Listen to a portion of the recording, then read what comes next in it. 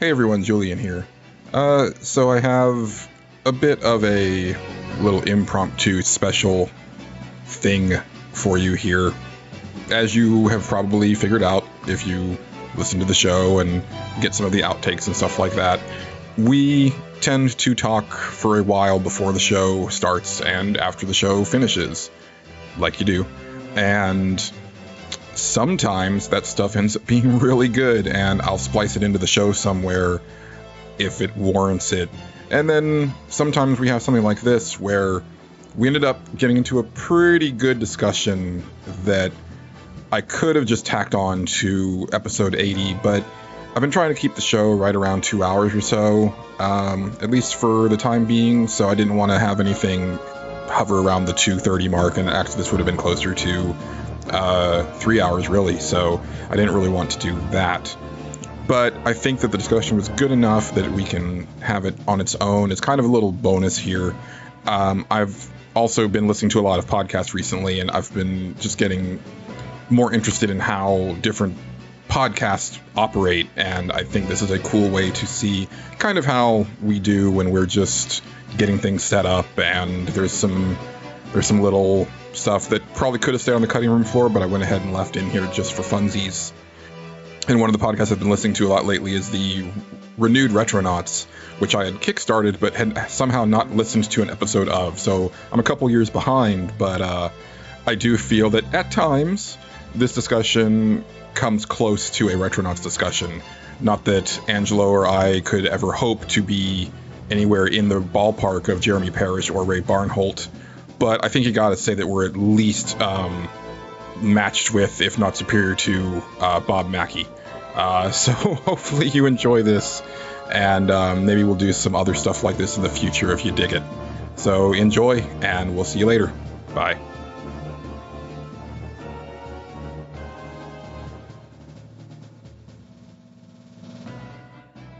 Also, is my video working? No. Jeez. This thing's being a piece of garbage. Really? I thought I was seeing your video for a second. You were. And I'll turn it off, and then I'll turn it back on, and it'll work for a couple seconds, and the camera will turn off. And then the camera will turn back on. It'll do that a few more times, and then it'll just be like, nah, and you'll see something like lines or something, I don't know. Yeah, and the camera, like, just the picture looks weird. Like, oh, yeah, it's real weird. Yeah. I see it now. It's all like blue. Yeah.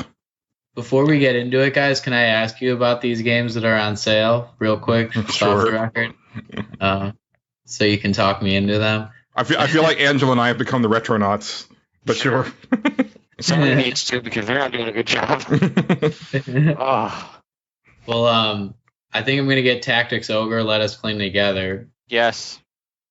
I've heard good things about that one. I haven't played that version of Tactics Ogre. Read up on it, because it's not a straightforward tactical RPG. Like, you might look at a situation and go, oh yeah, I'm gonna like totally go through here and just wreck these fools.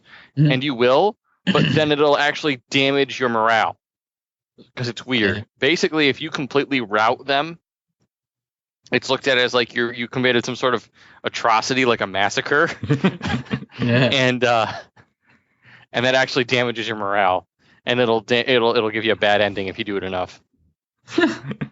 But meanwhile, if you somehow get your characters to like overcome like overwhelming odds, that does the opposite. So there's weird stuff like that in the game that it doesn't just come right out and tell you. So do a little bit of research on it. Okay. It's a pretty cool game.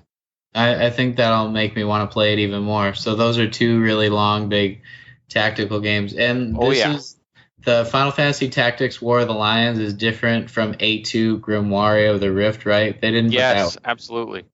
What's the Tactics difference? Advanced 2 Grimoire of the Rift is basically a simplified version, or is a more simplified tactics game. This was made by the same guy who did Tactics Ogre, the original Final Fantasy Tactics War of the Lions. What you're getting is the PlayStation game. The War of the Lions. It's had its cutscenes redone, and it's been retranslated, so it's a lot better. Yeah, the translation is like the most important thing. Because, oh my word, the translation, the first one was rough. Yeah. The guy's like trying to tell this huge political intrigue story, and you can't understand what's going on because this happens multiple times, but I remember one thing like specifically where I was reading the bio of a character and they misspelled his name 3 different ways in the same paragraph. and so you got the impression that it was like different characters, but it's the same person. Yeah, there's also the little money thing where it's like L. Oh yeah, yeah. Which in Japanese works because it's like 4 freaking characters, but in English it's awful. Yeah. Okay, well, I'm definitely getting those too. Yeah, get those. And also the new cutscenes in there are fantastic. My camera's all locked up now, isn't it? That's going to be like an 80-hour game also, right? No. I would say unless you are trying to get like all of the bonus characters and stuff and spending a lot of, because like, you know, like you can get Cloud in that game, but he starts at level 1 and he doesn't have his Buster Sword. So if you want to do all that crap, then yeah, you're probably going to spend a bunch of time. But I want to say that game was probably in the 40-hour range. Oh, good, because I could go for a 41 now. Like after I'm 85 and I'm not even in the last dungeon in Persona 4. Yeah, just be sure that I mean, you should be doing this all the time, but be sure that you have multiple save files, because there's a couple spots in particular, and one of them is about the midway point, and it's actually considered the hardest boss fight in the game, harder than the final fight.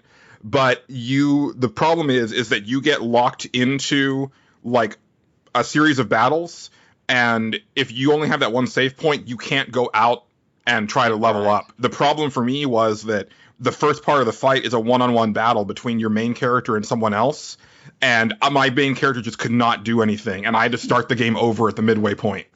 Oh, no. And then since then, I've looked it up. You know, I got the strategy guide like on a second playthrough, and I was reading about that fight, and they're like, yeah, this is the toughest fight in the game. And I'm like, I believe it. Well, once I get near there, I'll have to ask your advice, like heading in or something. So, because I don't want to that happen. Just have multiple save files, because then you can go back to a previous file and then go grind.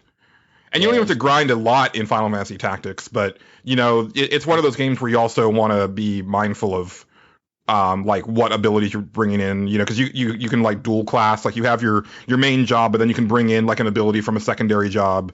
So it's like that stuff is really important. Like knowing those combos are amazing. Yeah.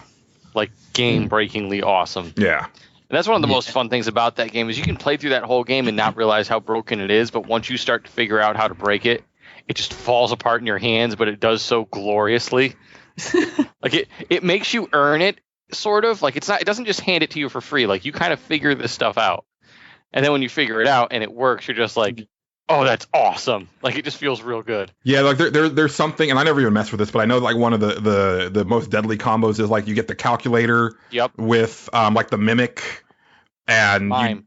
The mime. Yeah. And basically, I forget what you do, but you can basically make it to where like, what is it, like your whole party does like the same like massive attack, and the massive attack just basically nukes everything on the screen. Yeah. Yeah, pretty much.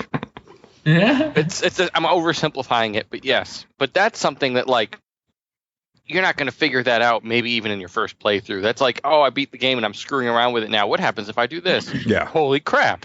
You know, that kind of thing. As far as that goes, does it rank as like the first thing I should play over all these other ones that are on sale as well? And I just want to name like them in succession really fast, and you guys can like just pick what you think that I should pick up, because I don't have any of them. We should be recording this. This is actually pretty good. I'm recording on the Skype recorder. Okay. Haven't done the Audacity yet because got stuff to talk about before we start. You can always patch it in later if we need to.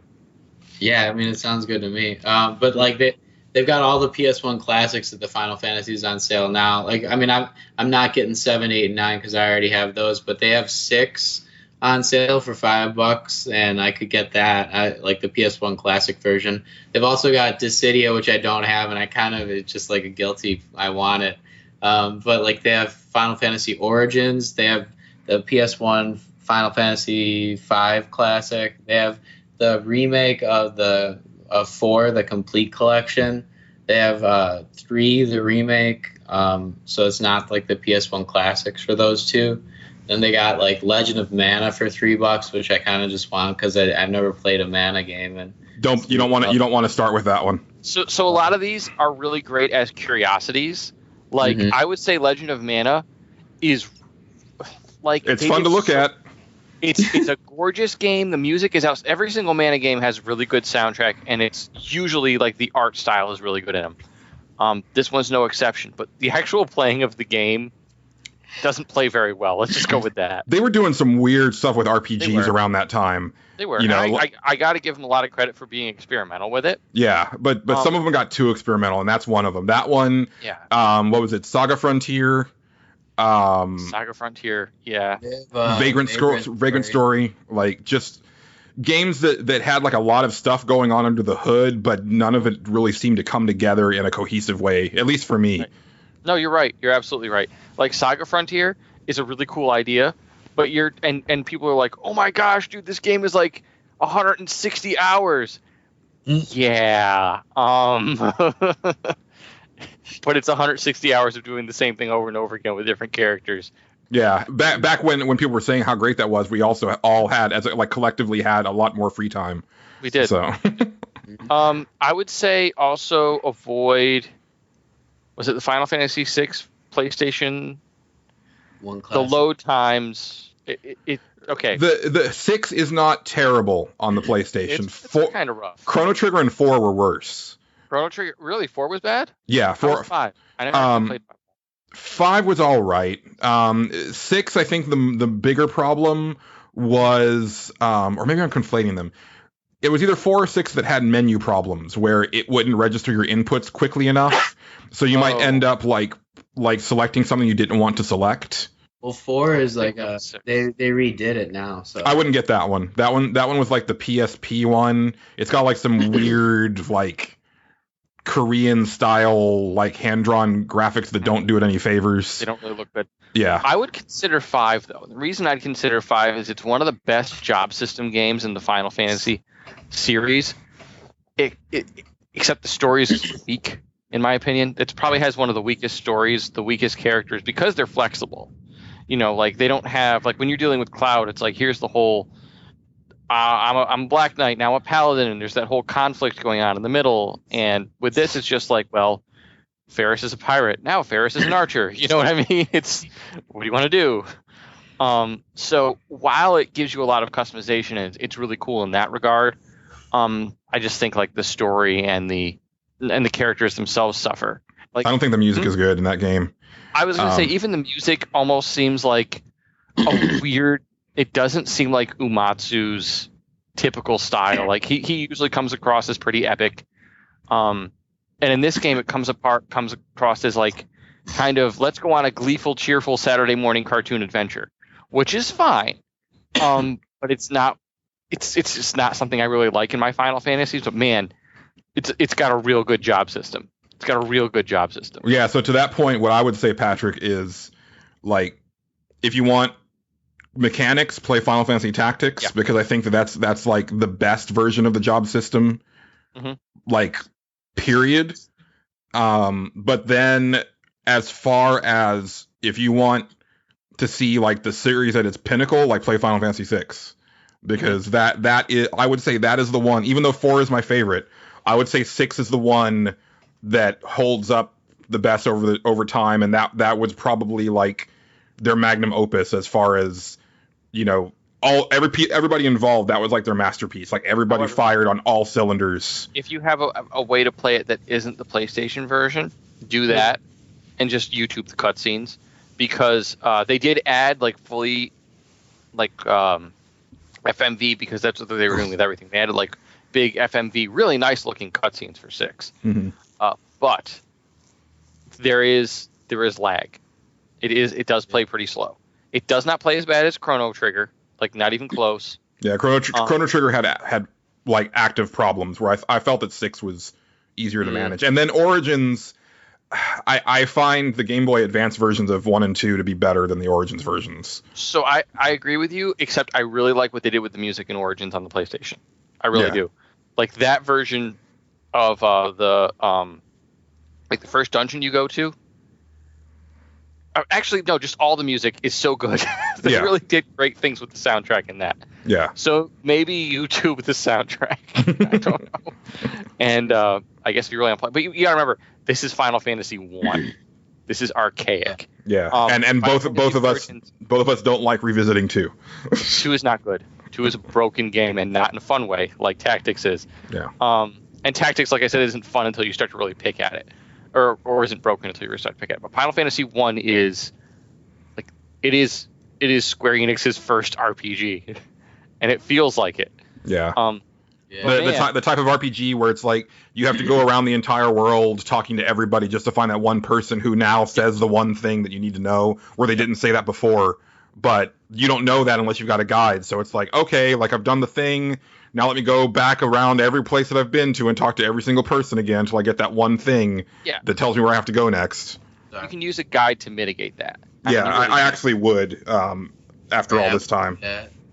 Now it doesn't back and use the guide for an archaic game like that. I'm only going back to see the novelty of it. I'm not trying for like the difficulty. Right. If that's what you're going for, then it's not a bad thing at all. But one thing is that they did change the difficulty of the game, which drove me a little nuts. They basically changed the combat system. In the original Final Fantasy, say you had all 4 of your party members, and there were 3 different targets to hit, right? And you set all 3 of them to one target, and the fighter goes first and he kills it. Your other 2 attacks will whiff because you targeted that enemy and that enemy's already dead. Oh, wow. What they did was when they redid it, they made it so if an enemy's dead, your attack's forward onto a random target, which is kind of what they did in the rest of the game. And it works, but it actually kind of breaks the game a little bit, and it makes it so you don't have to think as much about each encounter. I'm not going to tell you which one to do. I honestly prefer it set where it doesn't forward the attacks because that's how I grew up playing the game. That might be nostalgia. Yeah, because we've talked about this before, and for me, it's definitely a usability thing where it's like, okay, that was a thing that they couldn't do in 1986, but now that they can, like that's like a definite series improvement. Where I think they could do it. They were doing it. I think it was something they could do, but maybe they left it in as a tactical choice. I don't really know.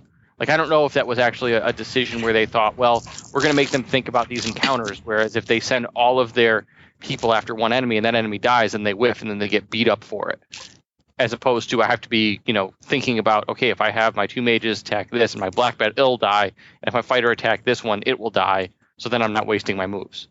Maybe. So guys, the thing that I'm really thinking about, though, that you haven't really touched on is like the remakes of 3 and 4, where you have been saying that they couldn't do these kinds of things in like the 80s, but now with those remakes, they really didn't make it any better. Like you said, your favorite one's 4, but you don't really want me to get the complete collection for like on the PSP because it doesn't do it any good service.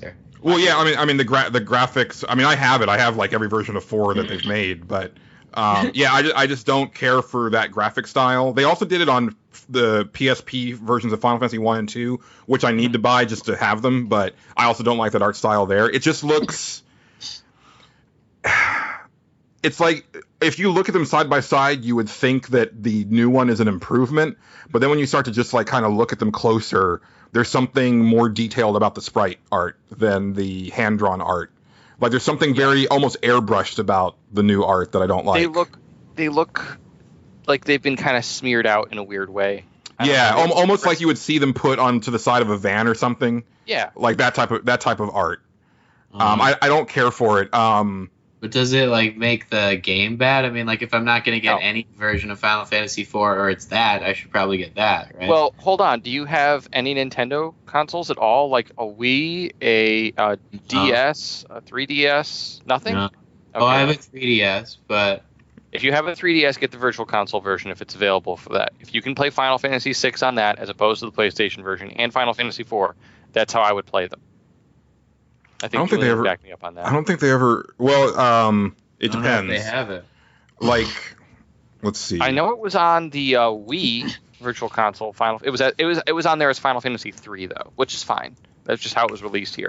But see, I wouldn't say that that's fine because if they have, well, no, never mind. That wouldn't work anyway because Game Boy Advance is only on the Wii U. Oh, that version is the best. Yeah, the Game Boy Advance versions of 4 and 6 are the best. And the 4 one you can pretty much find at a reasonable cost, but good luck with 6. You're going to pay a little bit for that, I think. Yeah. Yeah, see, I really want to just play 6 for the story because I hear it's the pinnacle. Yeah. It is really good. It is really good. And the whole time you just got to think they did this on a Super Nintendo because it's real impressive what they did with that game. It's not even what they did with like the graphics or the sound. It's like the actual themes in the game are stuff that you still don't see some games even get close to. It was just like, oh, hey, we want to have dialogue take place in the middle of a fight. So they just had a cutscene take place using the battle engine of the game, which was a completely crazy idea for the time. Like, you'd never seen anything like that before. Well, yeah, but I'm talking about, like, you know, like having a character try to commit suicide, or, you know, talking about, like, defending these teens who get pregnant, you know, and like stuff like that. Like, yeah, and even some of that stuff is like they're very small parts of the story, but that's the stuff that stands out. And it's like, wow, like I can't think of a game in the last 20 years that's done that. Yeah, or like you meet Celeste and she's getting the crap kicked out of her by people. Like, she's tied to a wall and they're punching her in the face. Yeah. It sounds like it hit that Persona itch, because Persona 4 does go into like a lot of these issues you just mentioned. Yeah, this was doing it in the mid '90s. Yeah. Yeah, and I don't have any Persona experience, so. Persona I can't wait for number 5 now. Oh, after like playing the 4th one and seeing the videos for the 5th, I realize what's about to happen. It's just yeah. Okay. So wait, there's that, and like let's finish it up with maybe ones that you're gonna talk me out of. Dissidia Final Fantasy and Dissidia 012 Duodecim. Nope. Don't bother. No. They're neat novelties, but I wouldn't pay for them. The only thing that's really cool about the Dissidia games is that they do a pretty decent job of working all those characters into a story, and the storyline bits are good, but the gameplay sucks. And the fact that they're saying that, oh, Final Fantasy 15 is going to play like Dissidia, I'm like, nope. Was that 15? Oh, no, oh, no, sorry, the 7 remake, that's it, yeah. Because... Yeah. I thought they said it was going to play Kingdom Hearts. Either way, I don't want to do this. Yeah, well, no, they said more like Dissidia because it gives you more tactical options. Like, Dissidia is a freaking button masher. Button masher. Okay. Sorry, we don't like it. I have to buy Duodecim just so that I have it, but I don't want it. It's only $10. Well, no, I need the physical one. Oh. Okay, it's just right next to it, so I'm wondering, what's the third birthday? That was the pseudo third Parasite Eve game. Okay. That I never played. I heard middling things about it. So I played the first one and I really, really liked it. I did not play the second one. My only problem with the first one is I got to the end boss. Yeah, we talked about that. Yeah. It's a good enough weapon, and that didn't work very well. Yeah, the second one's on sale now. I just got the first one, though. I don't think I'm ever going to beat the first one, much less play the second one. So I mean, it's short enough. Like, it's like Resident Evil length. So it's like 30 hours. No. No? No, I'm talking, like 10. It's like 10. Really? Yeah. The first one was that short? Yeah. Yeah, that's what I'm saying. It's like a Resident Evil game, but with RPG elements. I could knock that out real fast now. Yeah. Cutscenes. The cutscenes in that were so amazing, though. Yeah. They're so great. Yeah. Well, I was going to say, now I'm used to paying like a couple of dollars for a short game now, so I don't mind it. Like, I just got 3/4 Home and The Vanishing of Ethan Carter, and I think both of them they're like, I'm 5 hours at the most. 3/4 Home is apparently 1 hour. But it'll be fun. Oh, by the way, and this is, I don't know if we want to work this in the show because it's negative, and I don't really like doing negative things on the show. And when I slip into it, I'm just like, but the same thing that is happening with Gone Home is now happening with Undertale, where I've heard about it so much that I want nothing to do with it. I can see that. I have not. Well, I haven't been on the internet much, so I mean, I know that it has like a bunch of memes and stuff, and I know that I street passed with somebody in Colorado that was very clearly like had modeled their me after an Undertale character. That stuff doesn't bother me, but I will talk about it briefly because I did finish it since the last episode, and kind of wish I hadn't because the ending really pissed me off. It wasn't even the ending; it was like the last boss encounter of Undertale. Oh, I didn't know you were playing it. Yeah, I talked about it last time. Yeah. Yeah. Cool. Remember, I talked about like that. I wish I had just watched it on YouTube. Yeah. And I was glad that I did. Yeah. I'm so far behind on my podcast. I got a vacation coming up. But you were here. You were. I know. I'm gonna catch up on it though. No, I just mean that we had the conversation. Like, I know, and I forgot the conversation, and I didn't get a second pass of it through my brain to remember it. Right. I normally do. Test Audacity. Sorry, I just saw this one called Lord of Arcana. Should I get that? I don't even know what that is. Okay. It sounds like yes. Lord of Arcana. It's like Google it, son. Mature rated multiplayer co-op. Well, that just sounds not in my wheelhouse. Yeah. Okay. Anyway, let's go on. Yeah, I know nothing about this game. It looks like a Monster Hunter Lite type game. I've got enough of those, I think. And it says 2.5 out of 5 stars on Metacritic. So. Ew. There's just so many. I can't sift through it anymore. If it's me personally telling you which ones, I would get Final Fantasy Tactics and Final Fantasy VI, and almost like flip a coin. I'm getting Tactics Ogre. Yeah, I get Tactics Ogre. I'm not familiar enough with Tactics Ogre. I tried playing the GBA version a couple times and just didn't get very far into it. But part of that was my thing with portables, where I start RPGs on portables and don't finish them. See, I do really well with those games on portables. I almost beat Final Fantasy Tactics Advanced, and I almost beat that particular. So that's not the same game though. That's the thing. That's right. Ogre Battle is different, I think. Right. Yeah. Because the PlayStation version, the Game Boy Advance version, and the PSP versions are technically the same game, but they all have wildly different things in them that make them practically completely different games, even though they're supposed to be like ports of the same game. And the PlayStation version didn't come out in America, right? I don't know. I always forget. Maybe it did. I'm starting to lose all of my retail stuff. I feel like we got Ogre Battle and didn't get Tactics Ogre. Because there were supposed to be 5 games Nintendo, in the series. Ogre Battle was Super Nintendo and N64. Right. But I want to say that we didn't get Tactics Ogre on... Now I've got to look, because that's going to bug me. Drakengard 3 is on sale. I don't like those games. I was going to say they're Dynasty Warrior type games, except they are adult themed pretty much. Like they talk about stuff that's absolutely crazy. Like they're written by the same people who wrote Nier. They don't go quite as crazy as Nier does. The gameplay is... Kavia isn't honestly known for their gameplay. They're known for their storytelling and they're known for their music. And both of those are stellar. But they're not necessarily fun games to play.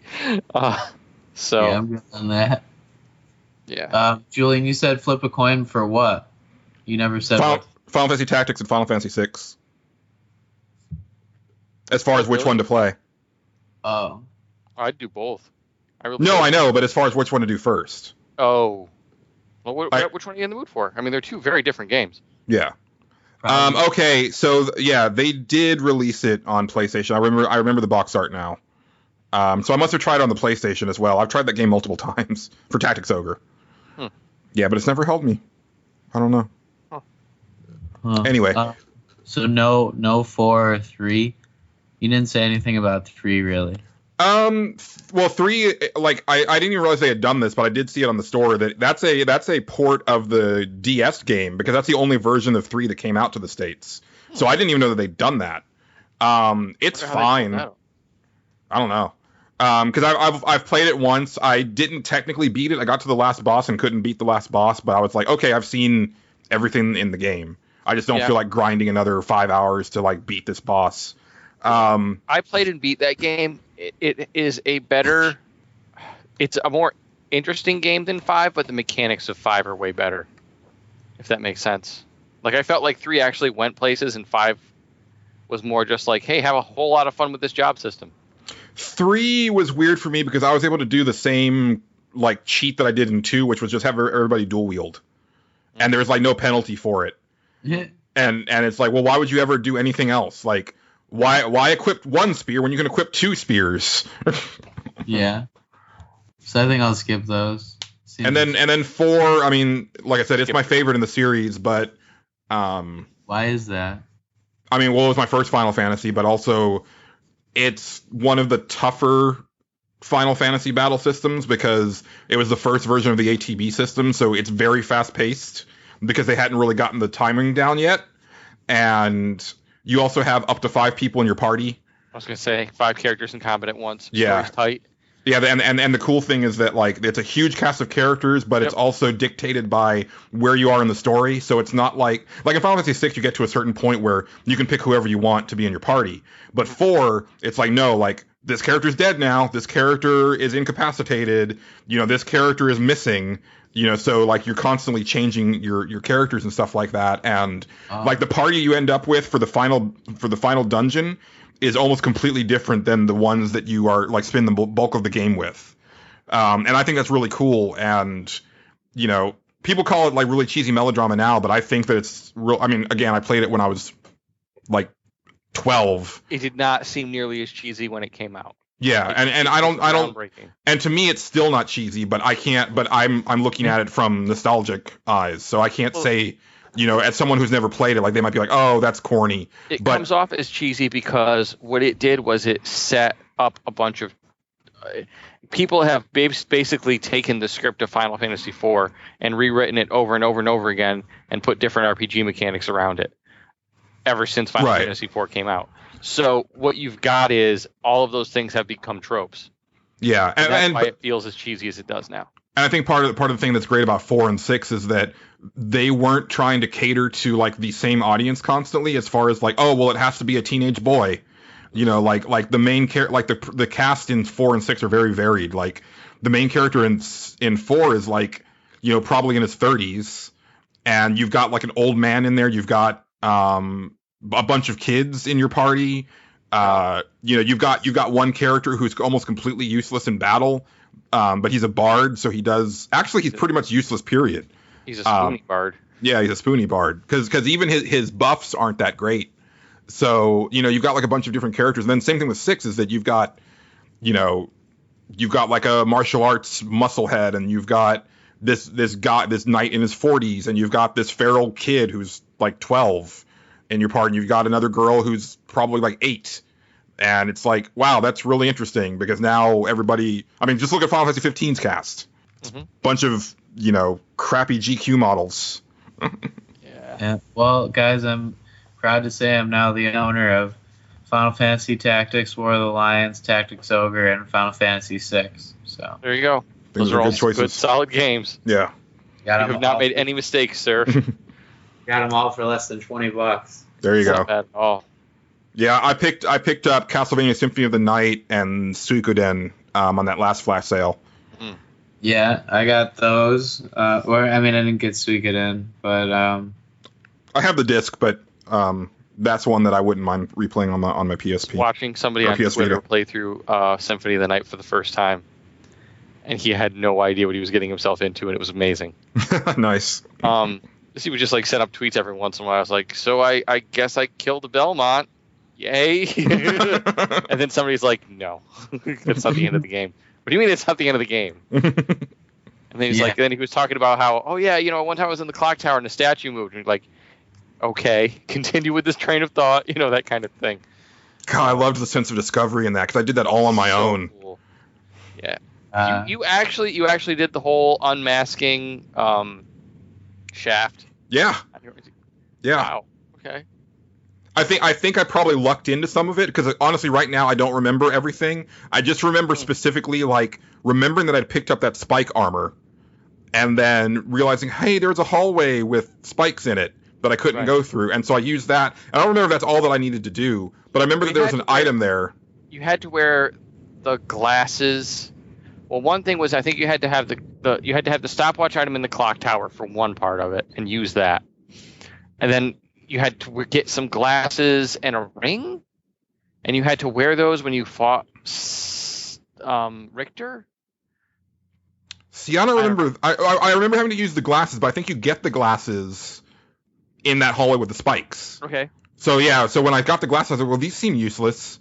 And then for some reason, I don't remember why, but I just ended up equipping them because it didn't matter. Symphony of the Night is Symphony of the Night is one of those games where I can't necessarily necessarily tell you about it, but once I start playing it, I can just play it, no problem. Right, yeah. Except last time I didn't find the sword familiar for some reason. And there's certain spells that because you can just teach yourself the spells. Like, you don't have to like acquire them, and it's like I used to know a bunch. Like, I've never learned all the spells, but I can't remember the spells that I used to know. What's funny is even if you bought all the spells that the librarian sells you, he doesn't sell you every spell in the game. Right. Some of them you have to figure out. It's weird. Yeah. And I definitely figured out some of those, but that was 20 years ago almost. Such a weird game in like the best way. Yeah. We lost Patrick. Yeah.